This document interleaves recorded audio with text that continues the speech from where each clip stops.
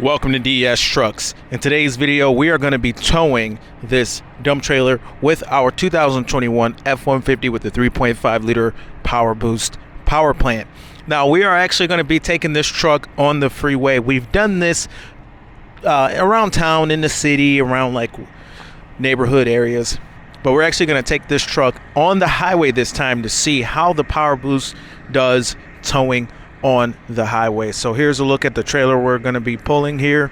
It is about 4,500 pounds, maybe 5,000 pounds. It has about 500 pounds of tongue weight.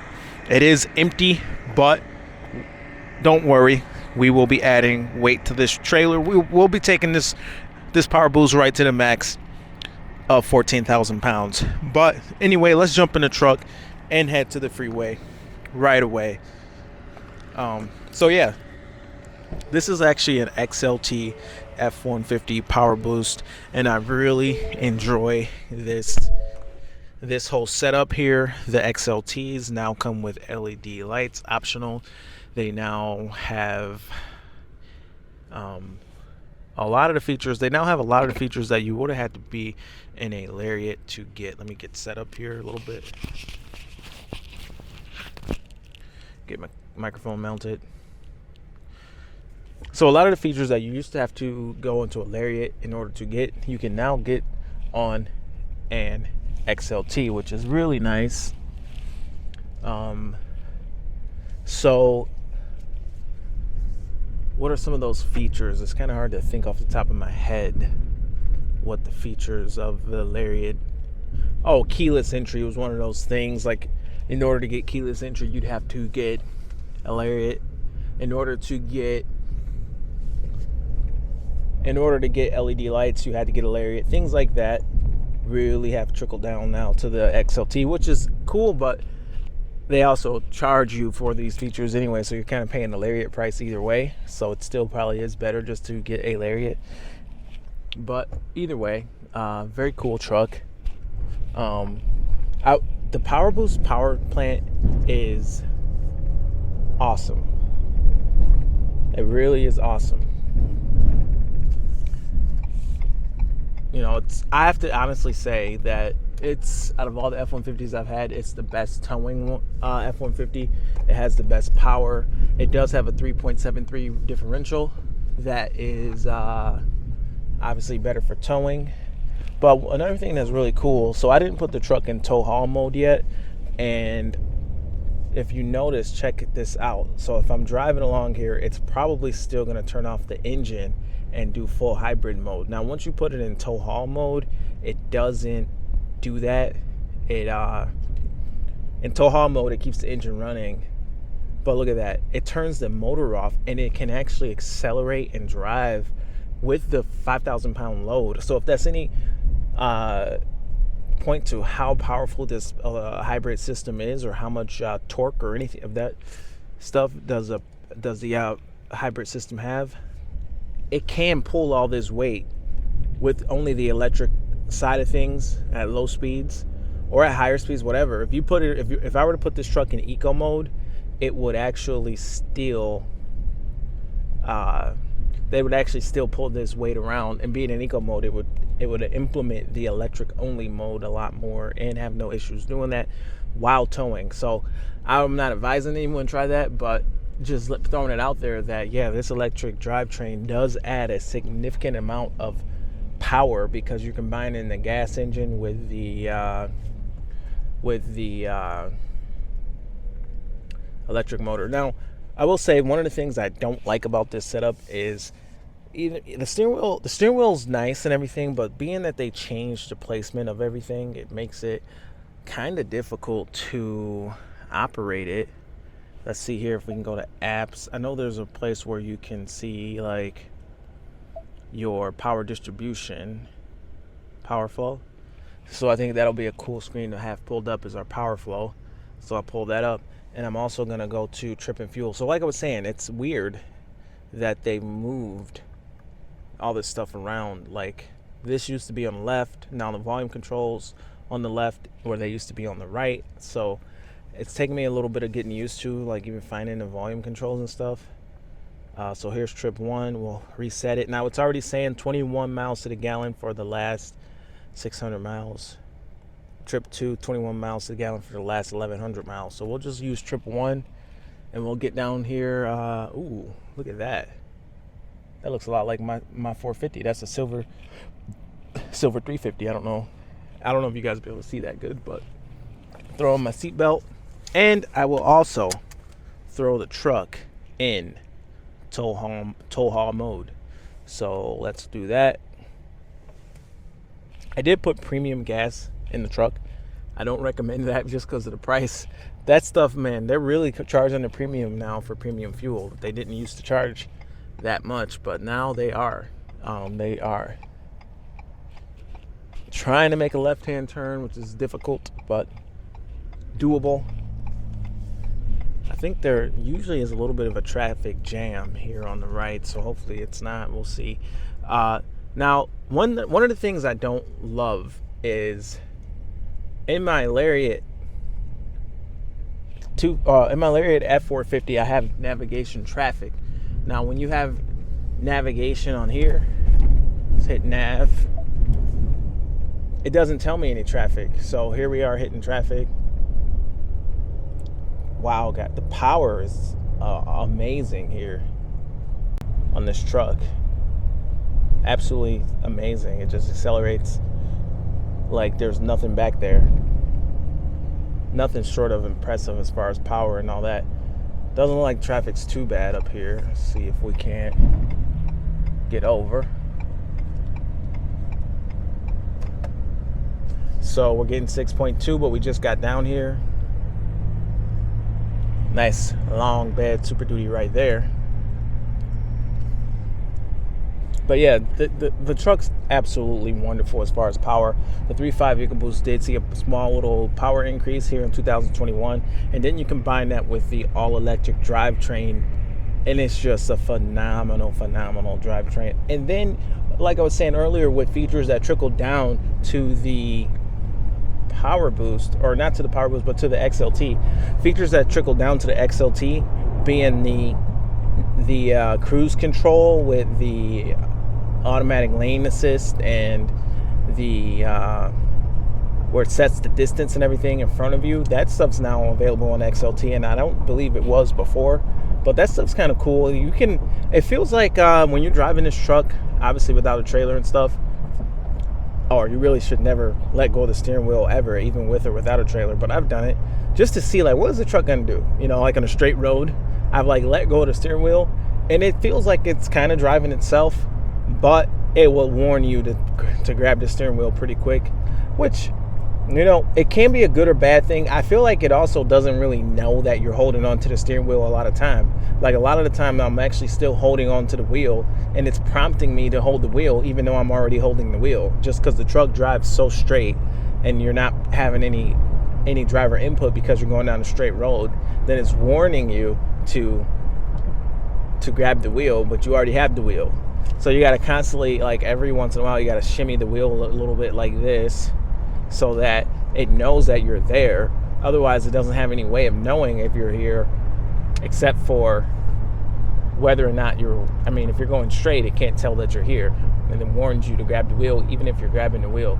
But nonetheless, it dang near drives itself. It has lane keep and lane centering, which is great. And guys, like I say, dude, I'm pulling this trailer right now, and it's one of the best. It is the best half-ton towing experience I've ever had. I'm willing to put my money on it. This is the best towing half-ton that you can get. I know with TFL though, they were doing a towing video up there with high elevation, and they had some overheating with their PowerBoost. So I don't know if that's something that would happen with a different half-ton, which would obviously take the title of best towing half-ton right away. But aside from that little issue I saw on TFL, where their PowerBoost overheated, this thing has been amazing, guys. Aside from that, I mean, as far as power, maybe there's some kind of an issue with cooling or whatever, but I haven't experienced that. But the power of this thing is just absolutely amazing. in my experience, I've had no issues with power, no issues with cooling, anything like that. But then again, I wasn't on the dang Ike Gauntlet. I don't even have anything near me like that. But yeah, guys, so I mean, I'm just stunned. And you think, like, how can Ford make this truck better? They figured out a way to literally make a great truck, the outgoing F-150 in 2020, a great truck. They figured out how to make a great thing even better. I mean, they threw everything at this truck. The fact that you can charge what you can charge. I mean, I could charge an electric vehicle in the trailer behind me if I wanted to. I could charge like electric motorcycle while driving if you wanted to. Like, that really takes the hybrid technology to the next level, because this technology isn't really new. It's just hybrid technology. And this engine and with the transmission, having this pancake motor between the engine and the transmission and all that stuff isn't necessarily new. The Ford's had this drivetrain, or parts of this drivetrain, out for a long time.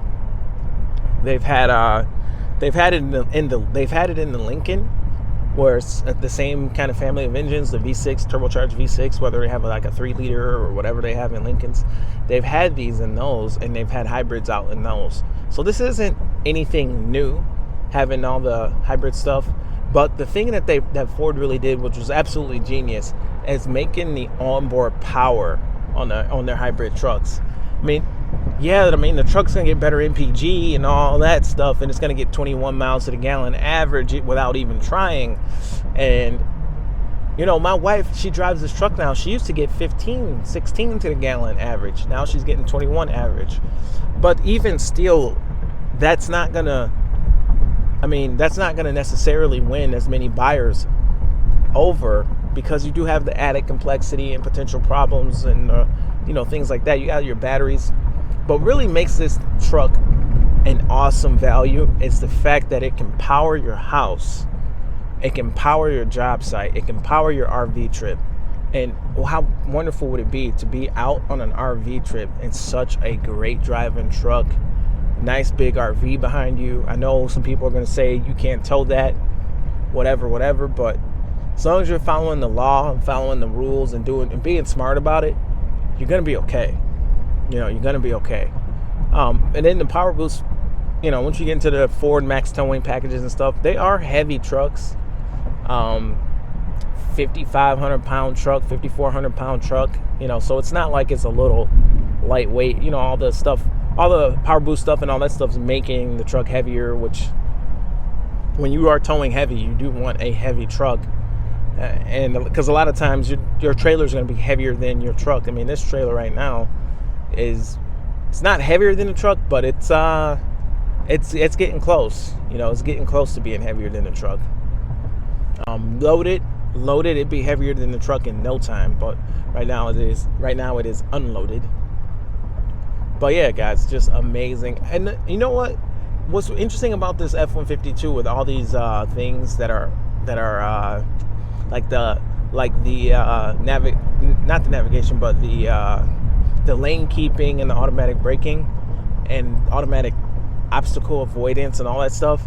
My wife told me that this is her truck and she drives it, and she told me that she had a situation where she braked too late or something and almost rear-ended somebody, and that obstacle avoidance system actually saved the truck and saved her, because it hit the brakes for her and it prevented her from having a horrible accident where that's her calling right now.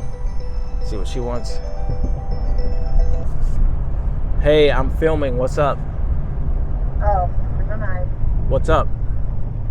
No, we just came downstairs playing in the organized clothes, and the TV's not working down here. I just didn't know if you had it fixed. Is it the internet? Yeah. I'll mess with it when I get home. But we can't use any of that. Okay, I'll mess with it when I get home. All right. All right, love you, bye. All right, so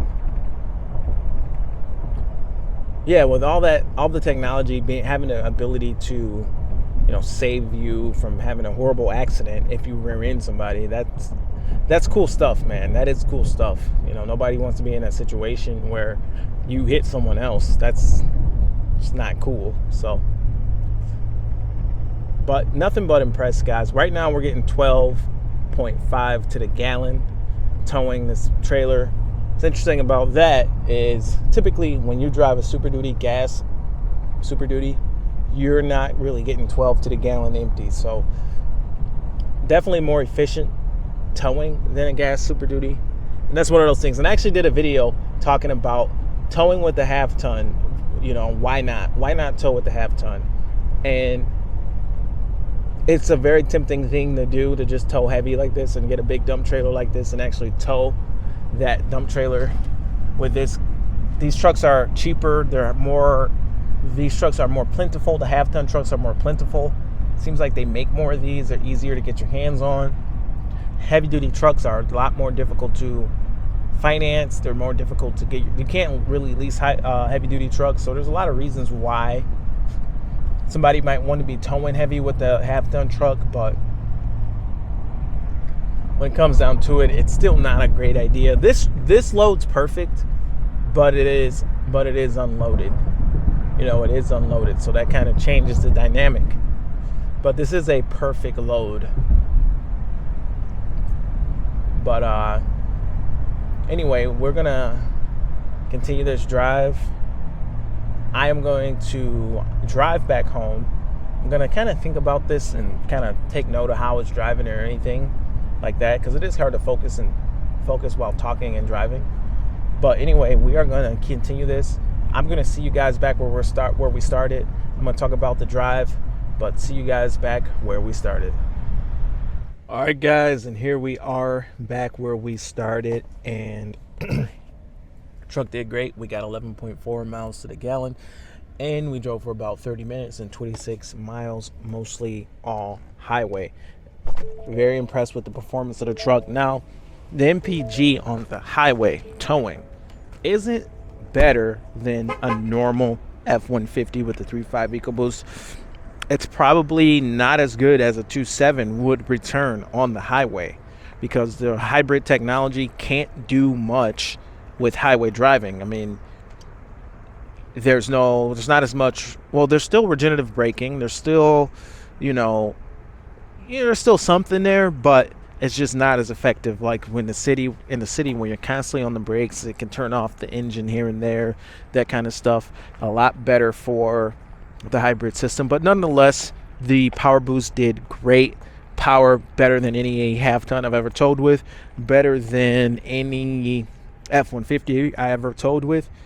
Nothing but impressed. I think Ford again knocked it out of the park with this truck, with the POWERBOOST, the implementation of the onboard power, the 120 outlets back here with 20 amps. Even my house doesn't have 20 amp outlets. Mostly all the outlets in my house are on 15 amp. And then you have your 240 volt back here as well. I mean, you could power quite a lot of stuff, guys, with this truck. Quite a lot of stuff. So very happy with the truck. Should you do this? Probably not. You shouldn't be towing heavy like this with this truck. I mean, not this. This is fine, empty, but loaded, no, not good. Probably not a good idea loaded. That being said, I really do wish the Super Duties had the hybrid technology, just from the fact that your HVAC system can run without the engine a lot of times. And the hybrid stuff's cool too, don't get me wrong, but the onboard power, guys, powering up a job site with your pickup and not using a ton of fuel. There's no power inverter that's going to ever equal what a POWERBOOST can have. Not on a 12 volt system. It's not really going to happen. But anyway, guys, this is DS Trucks. My name is Sean. Thank you for watching. See you in the next video. Over and out.